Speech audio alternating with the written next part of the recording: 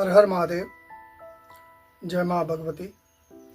ये जो आने वाला चंद्र ग्रहण है, इस समय आप समझ लीजिए मंत्र पुरस्चरण का सबसे ज़्यादा समय ये चंद्र ग्रहण में आप लोगों को मिल रहा है। जो किसी मंत्र को अगर कलयुग में कहा गया है 4 गुना, जैसे कोई 5 अक्षर का मंत्र है तो 5 लाख, तो उसका 4 गुना कितना किया जाएगा? 20 लाख।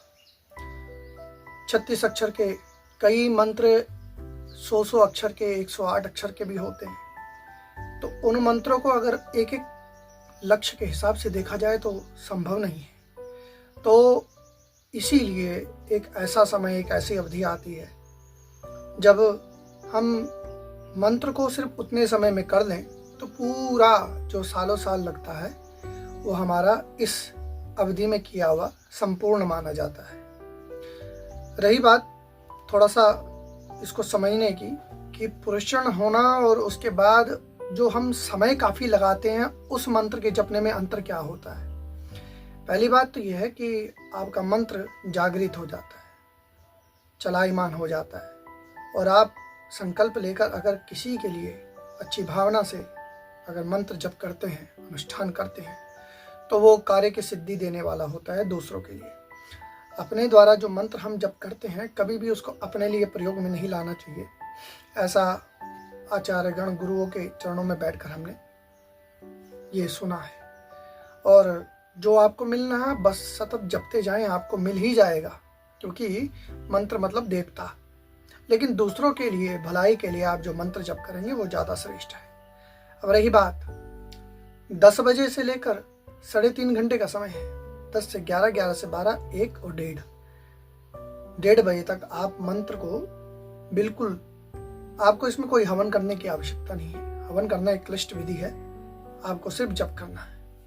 और रही बात, ये सभी लोग जितने भी साधक प्रवृत्ति के हैं वह इस समय इस अवधि को जाने नहीं देंगे। आपको पहले नहा लेना है। नहाने के बाद आपको सीधे संकल्प, पहले आपने आसन में बैठना है, दिया नहीं लगाना, धूप नहीं लगाना, कुछ नहीं लगाना। एक माला होगी आपके पास, आचमनी ले सकते हैं। आचमनी लेकर, संकल्प लेकर, गोल ध्यान करके, वक्रतुंड महाकाय बोलकर जो अपना गणपति का ध्यान है उसका ध्यान करके आप, मतलब ये कोई भी मंत्र हो, गणपति का ध्यान करके आप मंत्र, फिर जिस देवता का आप जप करने वाले हैं उनका ध्यान करके अपनी माला पकड़े और मंत्र जप शुरू कर दे।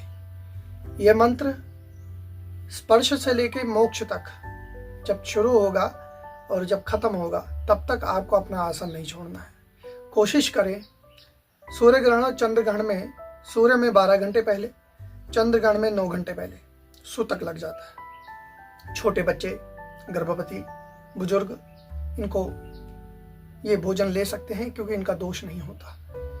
लेकिन बाकी लोग भोजन करने से बचें। और पानी जो है, घर का जितना भी अन्न राशन है उसमें कुशा डाल दें, क्योंकि प्यास लगती है तो पी लें, लेकिन कम से कम पानी पिए। क्योंकि जब आप जप में बैठे हैं तो आपको कुछ वेग नहीं बनना चाहिए, ठीक है ना। लघु शंका इत्यादि कुछ भी नहीं होना चाहिए। सुबह सुबह ही जो खाना है खा लें, ठीक है। तो लगा लीजिए आप 10 बजे से शुरू होगा तो 9 घंटे पहले आप अपना समय बना लीजिएगा। तो आप लगा लीजिए कि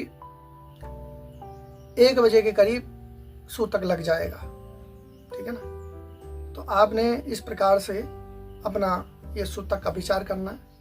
और रही बात, जो हम काफ़ी लंबे समय तक जो नित्य बैठते हैं उसके बाद हमारे को उस मंत्र की अनुभूतियाँ शुरू होती हैं। लेकिन अब इसमें अनुभूति होना और मंत्र का पुरस्चरण होना ये शॉर्ट टर्म, क्योंकि आज के समय में इतना समय नहीं है लोगों के पास, अपना काम धंधा भी करना है, व्यापार भी करना है, नौकरी करना है, तो कौन इतना समय छोड़कर अपना मंत्र के लिए देगा। तो इसलिए ऋषि मुनियों की बनाई हुई ये पद्धतियाँ हम लोगों के फायदे के लिए, लाभ के लिए है। तो इस समय में ही आप अपना कोई पाठ करें या कोई जप करें, कुछ भी करें तो वो सिद्ध हो जाएगा, ठीक है, और मंत्र जागृत हो जाएगा। और जब जागृत हो जाता है तो फिर उसका सीधी सी बात है, उसके चमत्कार भी दिखने लग जाते हैं। और संकल्प लगा के कुछ भी आप एक मनोकामना लेकर जब जप करते हैं तो वो फल जो है मिलने लग जाता है। मंत्र जब तक सोया रहता है तो मंत्र फल नहीं देता। और समय समय पर जब ऐसा समय आता है तो मंत्रों को जगाना चाहिए।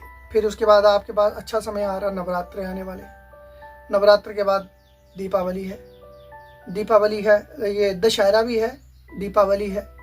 तो कितना अच्छा समय आ रहा है आपको। एक मंत्र पकड़ लें, उस मंत्र को इन अवसरों पर बार बार घर्षण करते जाएं। आपके जीवन में ये समय बार बार नहीं आएगा। चंद्र ग्रहण है और जिनमें सामर्थ्य हो जल में घुसकर, जल में खड़े होकर भी जप कर सकते हैं। नहीं है, शरीर नहीं है, स्वास्थ्य ठीक नहीं है, एकांत जगह ले लें।